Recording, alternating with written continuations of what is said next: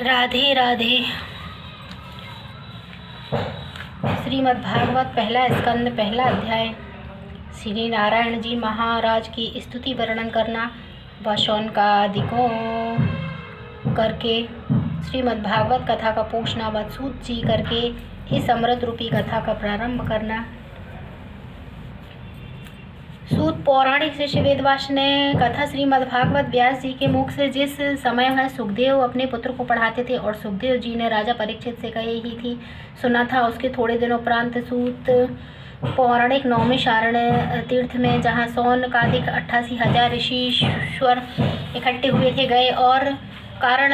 इकट्ठे होने उन ऋषीश्वरों का वहाँ पर यह था कि उस समय सुदर्शन चक्र भगवान का गिरा था, इसलिए वह स्थान बहुत पवित्र रहकर कलयुग अपना प्रवेश वहाँ नहीं कर सका था। सो उन ऋषीश्वरों ने सूत पौराणिक से कहा कि आपने वेद व्यास जी के पास रहकर सब पुराण पढ़े व सुने हैं, सो कृपा करके हमको भी सुनाओ जिसमें उसका पुण्य हो। तब सूत जी ने उन ऋषीश्वरों से कहा कि जो आदि निरंकार 14 भुवन रचकर सब जीवों का पालन करते हैं और महाप्रलय के समय चैतन्य आत्मा सब जीवों का फिर उन्हीं त्रिभुवनपति की ज्योति में समा जाता है और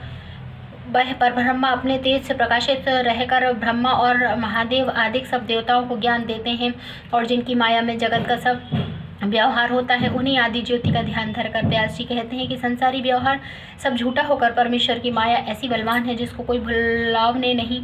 सका। और श्रीमद् भागवत में ऐसा परधर्म वर्णन किया है जिसके करने से कुछ कपट व लोभ न रहकर ऐसे निर्गुण धर्म में लिखे हैं जिसके तीनों दुख और पाप संसारी मनुष्य का जो देवता और नवग्रह और शत्रु और मन के संकल्प विकल्प से होता है छूट कर नहीं रहता। दूसरे योगों में यज्ञ और तप ध्यान और पूजा बहुत दिन करने से बड़े परिश्रम से श्याम सुंदर की प्रीति उत्पन्न होती थी। कलयुग में केवल इस अमृत रूपी कथा पढ़ने और सुनने से तुरंत परमेश्वर के चरणों का वास हृदय में होता है। इसलिए श्रीमद् भागवत को सब वेदों का सार कल्पवृक्ष के समान समझकर सुखदेव जी ने कहा, यह कथा जो राजा परीक्षित को सुनाई थी वही अमृत रूपी फल उस वृक्ष का सुखदेव जी महाराज के मुख से टपककर संसार में प्रकट हुआ है। सो सूत पौराणिक शौनकादिक ऋषीश्वर और व्यास जी अपने चेलों से कहते हैं कि तुम लोग इस अमृत रूपी फल को जिसमें कुछ छिलका व गुठली नहीं है बारंबार कानों की राह पिया करो। जिस तरह संसार में मीठे फल को सुबह काट कर खा लेता है, उसी तरह सुखदेव जी ने अमृत रूपी कथा को जो वैकुंठ का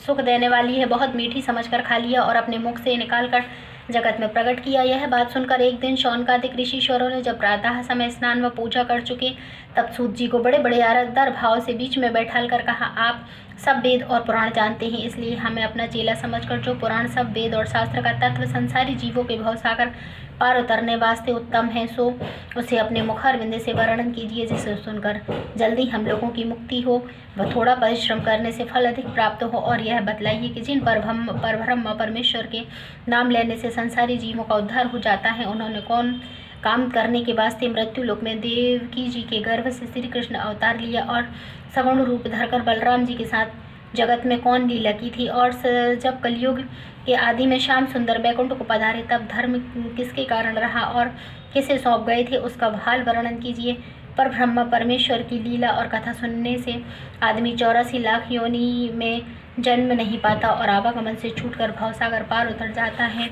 बोलो श्री कृष्ण भगवान की जय।